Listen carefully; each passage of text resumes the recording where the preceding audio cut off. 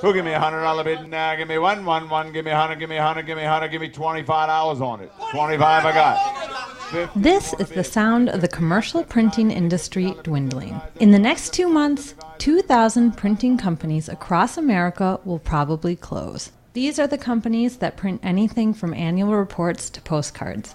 When a printing plant closes, it leaves behind a slew of printing presses and other machinery. And someone has to do something with those machines. How are you bidding? How are you bidding? You got it, sir. $75. It's that simple, folks. Joe Corvus buys and sells used printing machinery. He's been in the business for decades and has watched more and more printing companies, especially the smaller ones, fold in the last 5 years. They just can't afford to stay open. You know, some of the ones that were doing okay, but not much better than that. In the last year, the downturn, which has hurt their sales and their bottom line, they haven't been able to recover from that. Hence, a lot of them have closed recently. But what's bad for commercial printers is good for Chuck Viterini. This is the third printing plant in 3 months.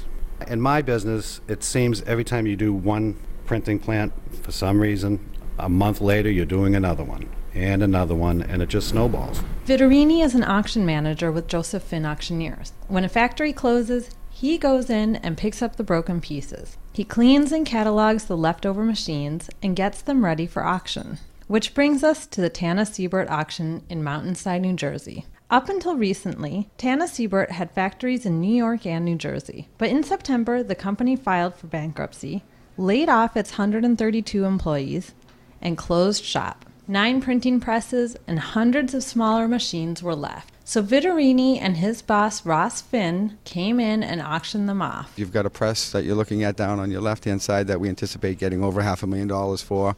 A die cutter right here that we anticipate getting about $300,000 for. So there are some big ticket items. Getting those big ticket items out of the Northeast and into their new homes can be tricky. Luca Williams owns a company that moves heavy printing machinery. In fact, 5 years ago, Williams moved presses into the Tana Siebert plant in Manhattan. Now, he'll be moving them out. This is how he's gotten to know the Heidelberg, a sheet-fed printing press that's being replaced by new, smaller digital presses. We're standing in front of today a Heidelberg 6-color, 40-inch printing press that probably weighs over 100,000 pounds. This machine breaks up into 9 pieces, and each piece would be somewhere between 10 and 12,000 pounds. And then these pieces would be palletized and wrapped and packed to make moving them much easier.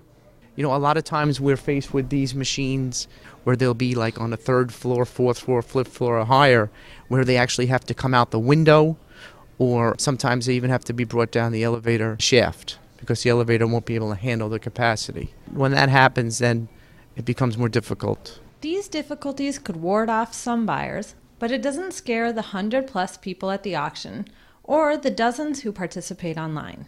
There are buyers here from the United States and from all over the world. Joe Corvus, the printing machinery dealer, estimates that at least a third of the machines will end up in other countries. Right now, India and China are probably the 2 hottest markets. We're doing relatively well in Mexico, South America as well. But those are the 3 markets that I particularly kind of target. Even better for you. Yeah. Most of the bidders here are American, but there are a handful of exporters from Brazil, Mexico, and India. Sal Hasmani is one of them. He exports printing machines to 50 or 60 printing factories across India. Hasmani lives in New York, but is originally from Hyderabad. He is surprised to hear that there are at least 2 other exporters from his hometown here at the auction. Yeah.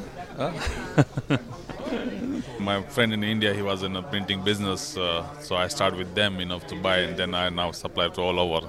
South, East, West, all over India.